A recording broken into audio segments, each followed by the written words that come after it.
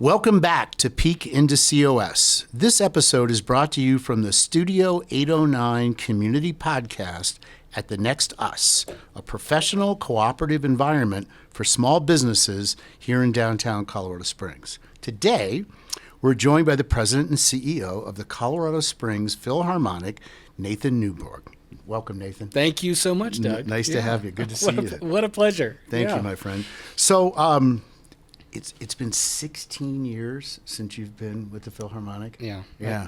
Okay. That's a question I'm going to stop answering at some point. But yeah, it's been about 16. Because I'm now 14 at Visit COS, and but I remember going back to the days where like music kind of shaped you. That was like a big part of your life. And so for people who want to know who you are, take us back. Like, what kind of music helped shape you and, helped you make a living at what you love to do? Well, thanks for the question. I haven't had to tell this story in a long time, but no, I started as a band kid. We moved around a lot. My parents were not military, but we just moved around quite a bit, but I was trying to find a home, right? Because switching schools is tough. But somebody said, "Hey, why don't you try an instrument?" And they put a saxophone in my hand, and what an amazing experience that is as a young person. And we were sort of lower middle class, I think you might say.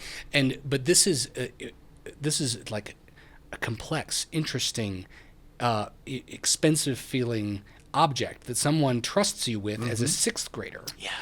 And it changed my life. Not just the ability to make music with my friends, and to find out that, okay, it's not that hard to play, but also the fact that somebody trusted me with this beautiful object. Was it new or used? I think it was probably used. Okay. But to me, it was brand new. To you, it was new. It was exactly. brand new. But it's not something my parents could have afforded on their own, right? But it was something that the school said, no, you are to be trusted with this, and you can do this. And so that was more than just a moment for me. That was a life changer. Sure. And so joining the school band in my impressionable young self was something that I'll never forget, because you join a society of people who care about the same thing and care about making something beautiful for its own sake. Sure. So that's where it all started. But I was a band kid growing up,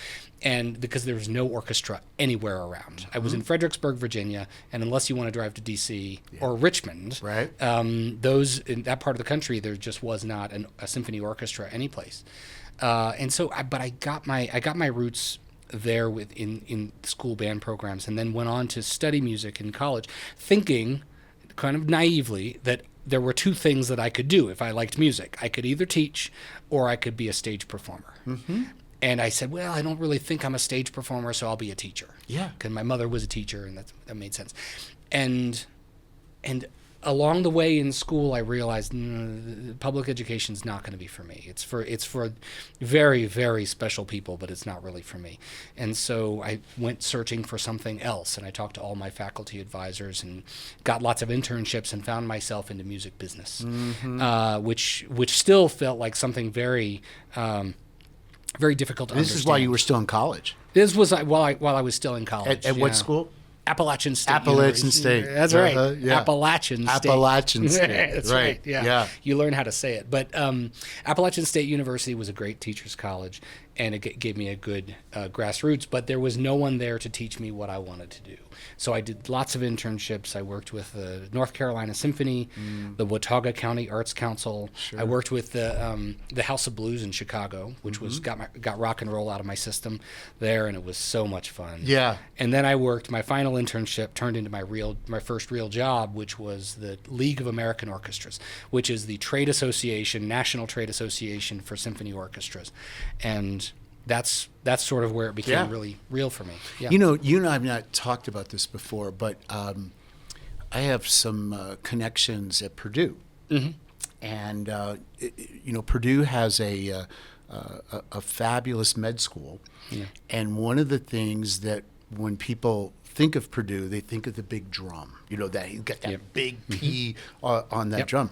And one year, the cover of the brochure for the med school to recruit students to Purdue was the big drum. The drum, yeah. And I asked about it, and they said, Doug, we know that something like 80% of the med students that come into this program, the first thing they held in their hand was a musical instrument. Yep.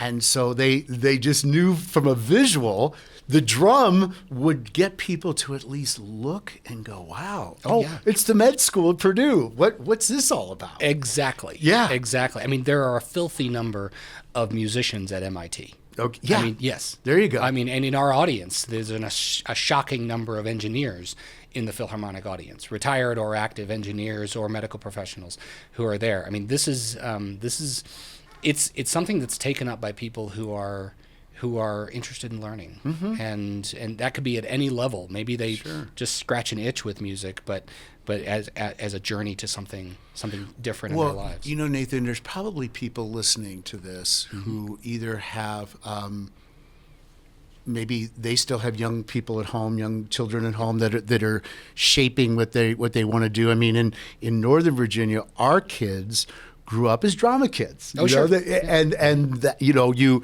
become a music kid, you're a drama kid, you're an athlete. But yeah, our kids very, very much grew up that way. What advice would you give to either a young person who's thinking about it or to a parent who might be influencing their young people? What a career in music, teaching, you know, orchestra, what would you say? Yes, but it's not just about that. Oh, I'm so glad you asked this question. Okay, good. I love this question so much because it leads right into something that I believe so firmly, and that is that the humanities are not dead. The humanities are not dead. You can be a drama kid, and guess what? For the pure satisfaction of being part of a play, right? Right. And that is enough. Right. You don't have to be seeking out a career in drama in order to be in your school play. To learn how to project. And Yes, confidence. Exactly, And all the those things, right? the confidence of being in front of people and doing something that to many feels very dangerous. And, Right. And to be on a sports team in high school, you don't have to be angling for a career in sport. You can do it for the sheer challenge and joy of being on a team. Exactly. You can be in the school band or in the high school orchestra for the sheer joy of playing Mozart. Yeah. Because it's beautiful. Yeah. And that's what makes us human. And being a well-rounded human makes you a better surgeon. It makes you a better CEO of Visit COS. It makes you a better human overall in whatever you decide to pursue. And when people who study ethics know that also comes from the humanities. And what we're looking for is ethical business leaders in our communities. And well, you may recall that Yeah. like our son Ryan is now 38, and when he was 13, we went to see Jurassic Park. Yeah. And on the way home, he said to... Great film score, by the way. Great Go film ahead. score. Right, yeah, go you're ahead. absolutely right. He said on the way home, that's what I'm going to do.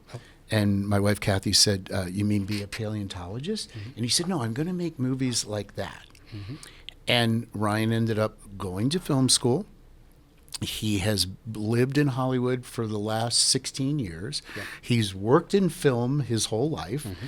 And what I think is interesting for parents when you think about humanities and the arts is that you want to let your kids dream, and yet our job is to just like prick them with reality and make sure that they know there are going to be ups and downs in this career path that you have chosen, and but he's still doing it, and so I wonder. Okay, so now let's go back to your story. You've now graduated from college. Oh, sure. Yeah. And So I'm in New York City. you're in the city. I'm in New York City, and I was like every young New Yorker. I had lots of vacation time, but no money.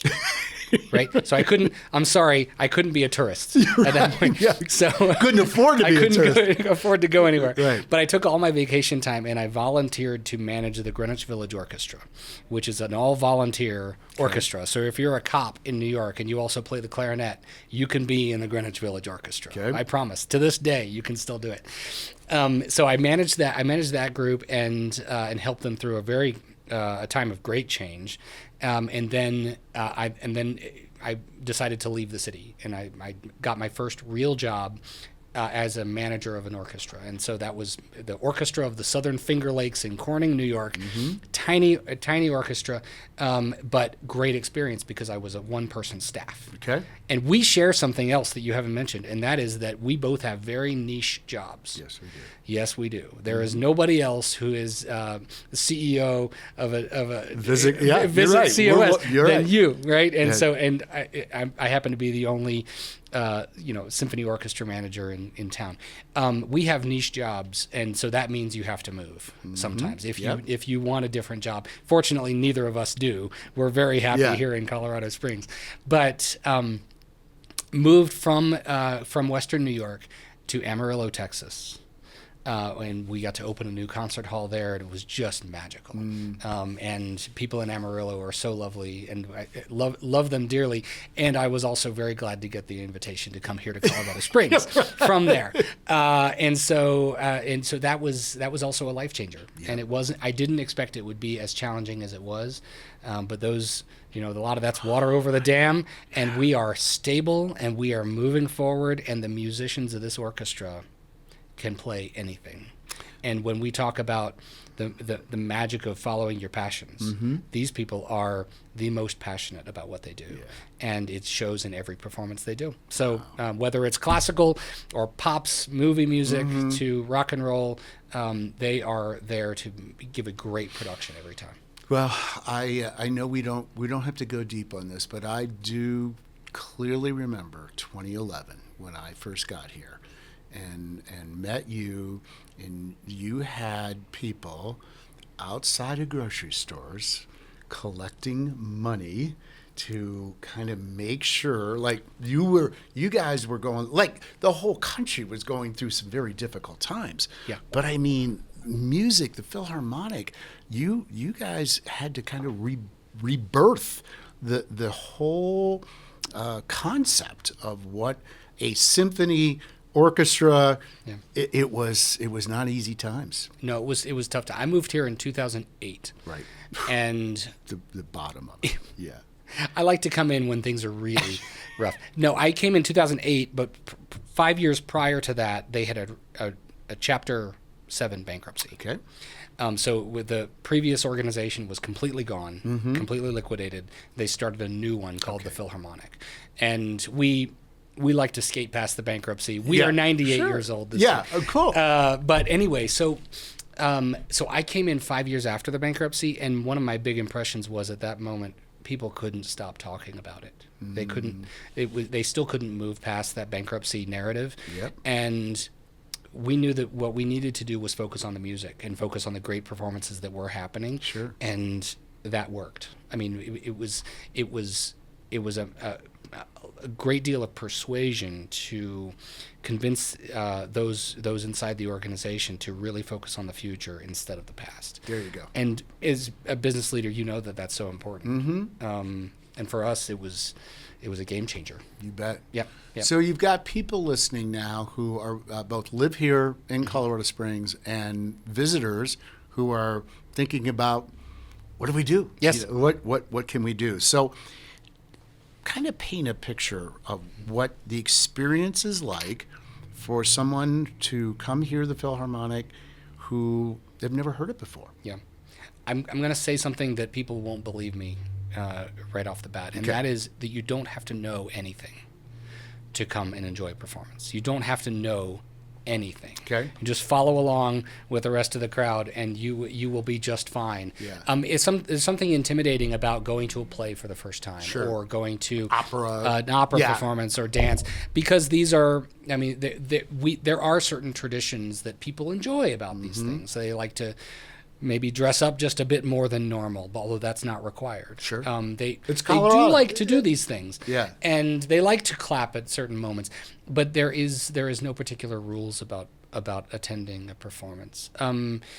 So it's what people will find at any performance, whether they're from out of town or an in-town person, is a very friendly atmosphere that is about welcoming you. Yeah. And showing you a great time. And what I'm loving seeing these days is more and more people who are moving in downtown, people of, maybe in their 20s or 30s, Sure. and they are coming on dates, my friend. Yeah. They're coming, they're dressing up, they're coming out with their significant other, and they are enjoying the night, and enjoying something that is totally authentic in a world that's filled with replayed music, or it's filled with electronic media. This is something that's totally authentic and cannot be replicated anywhere. Yeah. You can't watch it on YouTube and get the same feeling There you go. that you get. It's like going to if you were going to Cheyenne Mountain Zoo, which I love, it's one of my favorite places. If you were going there, yes, you can see an elephant on YouTube. I promise you can. Yeah. But you can't see one up close and get the experience of being up close and personal. Exactly. Yes.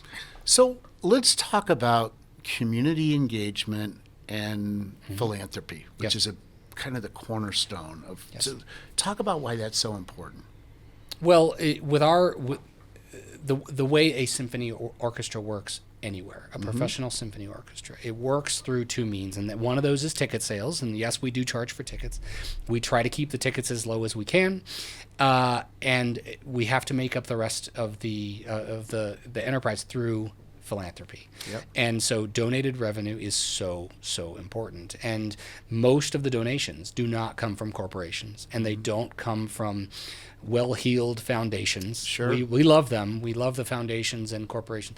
But most of the fundraising comes from individuals who are giving low amounts. We've got a great many people who give modest amounts, and that all makes it work. You bet. And so we don't depend on any one, in the business we like to talk about Mrs. Got Rocks, right? We have no Mrs. Got Rocks, and who's giving 6 figures a year. Yeah, right. Right. We don't have anyone like that. What we do is we've got many people, over 1,000 households who give smaller amounts.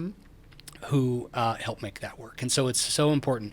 We've got a group called the Maestros Circle. Okay. And these are people who have committed to giving 1,000 or more per year for 3 or more years. And that allows us to plan for the future. Yep. And it allows us to focus our attention on a group who have given so much to us. Okay. And so it allows us to plan.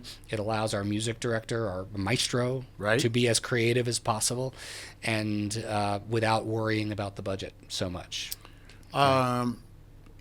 Talk a little bit about the concert series. Like, what sort of offerings can people expect and plan for if they want to come or bring their friends when they come in from out of town? Well, first of all, we need to talk about where we perform. Yes, you do. Yeah, downtown Colorado Springs is our main venue. It's called the Pikes Peak Center for the Performing Arts. It was built for us, actually. It's a symphony hall more than anything else. It is. It's in the center of downtown, and it is gorgeous, and the stage is just legendary. To think about all of the big names who have played on this stage, not just symphony people, but some to this day, great names who play on this stage. So that is our main location. We also play at the Entz Center for the Arts at UCCS, which is a smaller, more intimate stage. We're proud to play at both places. Our series, we've got a Masterworks series, which is kind of what you think it might be, Beethoven, Mozart, but also new masters. We've got 21st century composers who are writing some of the most gorgeous music you've ever heard. And this is not the stuff you can barely listen to anymore. Okay. That stuff is gone. We don't really play that stuff anymore. Okay. These are pieces of great magnificence that are written by living composers today. So Masterworks is one thing. We've also got the Philharmonic Pops, where you are going to hear the whole range. This year we're playing the Texas tenors. We're playing a tribute to Dia de los Muertos on November 1st. And then we're also doing Star Wars, the first Star Wars film. And that's with the entire screening, the entire film shown on a huge screen above the stage. And the musicians play all the music, start to finish. It's magical. Yes. And so people need to come out and take that in if they can. And then at the Ent Center for the Arts, we play another classical series that is much more intimate.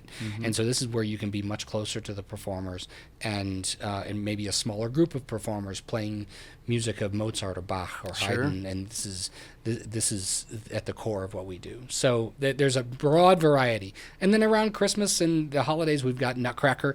Christmas Symphony is huge success every year, and the New Year's Eve is a tradition for families who come back every single year. Yeah, that's awesome. The website, csphilharmonic.org. Okay. We'll do that again towards the end. I also want to talk about Free for Kids. Can I Please, talk about that? Okay. Absolutely. We have a project, a long-running project called Free for Kids, which is exactly what it sounds like. It is so uncomplicated, but it's all the information is on our website. But it's free tickets for kids age 7 to 17 when they come with an adult. That's it. Yeah. And it's for practically all of the performances. Almost everything we do includes some tickets for Free for Kids. And we're just thrilled to see young people there. Yeah. And we see them. And there are families who depend on this throughout the year. You know, Nathan, when we started this, we were talking about 2008, you moved here. Yep. And though the Philharmonic and Symphony is kind of your lifeblood, what you have seen is the music scene in Colorado Springs just explode. It has changed. Tell listeners a little bit about some of the changes you've seen and some of the great music venues and different places that we have here in Colorado Springs now. Oh, sure. Yeah. And I think in these 16 years, and I know a great many things happened before either one of us got here, but it's so rich right now. I mean, I think if you love classical music, you can hear something every weekend. Every weekend of the year, there is something happening just in the music scene. Okay. And that doesn't even include visual art and other performing arts. Sure. Which is also just bursting at the seams. So if you want to plug into the cultural scene in Colorado Springs, you don't have to look far. And you'll find that everyone is welcoming and wants you to be a part of it. Sure. Whether you're talking about walking around downtown on First Fridays, which is something I love to do, even though it has nothing to do with the Philharmonic. It's part of quality of life. It's part of quality of life. Yeah. And so all of these things taken together make this a community that's knit together. And I think you want this. I want this. We want to live in a place that understands its own creativity. We want to understand that the innovations that we see in the business sector don't come from nothing. It comes from a sense of creativity and exploration. Yep. And the arts we're tuned in with that, start to finish. So I think there's really something for everyone these days. Whether you're interested in avant-garde theater, or you're interested in the newest visual art that's coming out, or you want to see the classics. There is something for every person. And we want to be on your list when you're visiting Colorado Springs, or if you're staying in town over a weekend, or enjoying a staycation and expanding your horizons. Maybe you're just a curious person who wants to say, well, I've seen the movies. I've been to the movies plenty. I've been to this. I've been to that. I've been to enough restaurants. Let's try. Hey, honey, let's go out and try something new this weekend. Yeah. Well, and for those of you who may not be aware, there's a website that's called peakradar.com.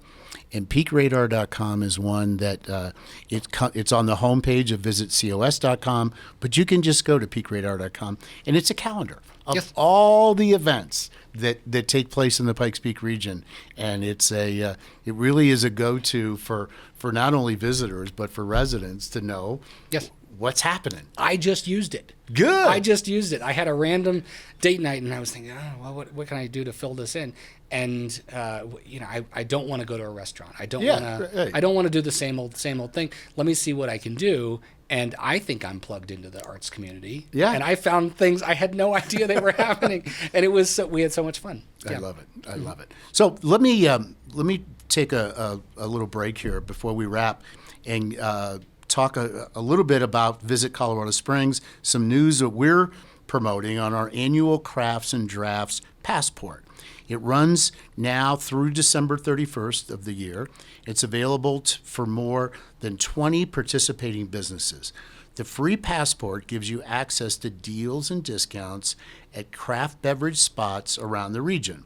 So whether you're a coffee fanatic or love a good IPA, get deals and rewards that really are something to write home about. Sign up now at visitcos.com/passport.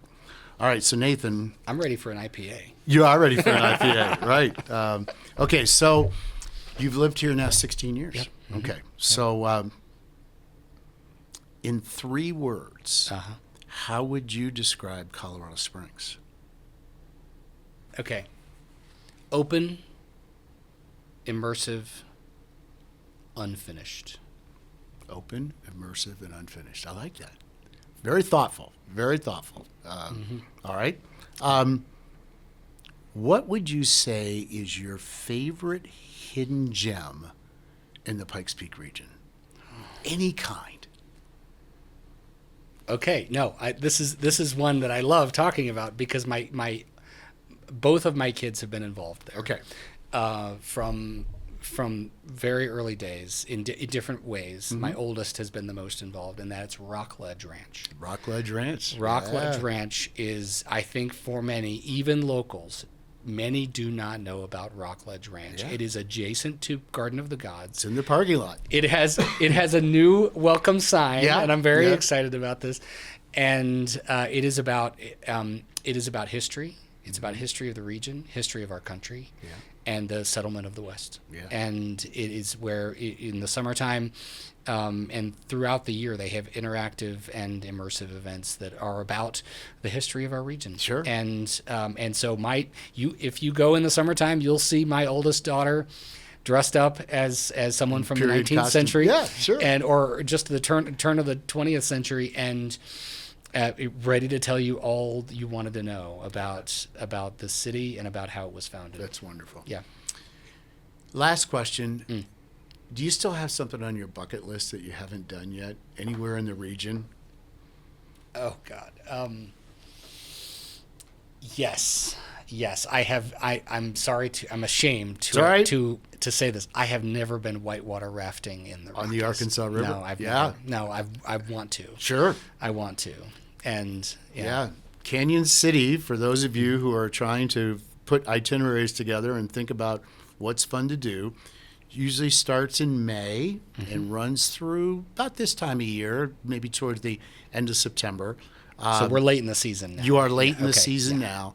But the whitewater rafting on the Arkansas River is just legendary. Yes. And so, Canyon City, there's some great partners of Visit COS that you can look up. But, okay, Nathan, it's now on the record. Right. Well, so why don't you, just to wrap it up, tell people everywhere that they can follow the Philharmonic and find out more. Yeah, sure. And so all of the social medias, CS Philharmonic, .org is our website, and I really encourage people to go out there and see what's there. We always offer some sort of package discount on tickets in case price is the concern. There's always some way to save on tickets, but moreover, just check it out and come give it a try, because I promise this will be something new, and you'll experience something you didn't expect. Yeah. And that's what live experience is all about. Yeah, and bring your kids. Bring your kids. Exactly. Nathan, thank you for joining us today. Thank you so much, Doug. It's great being with you. Yeah, absolutely. Thanks.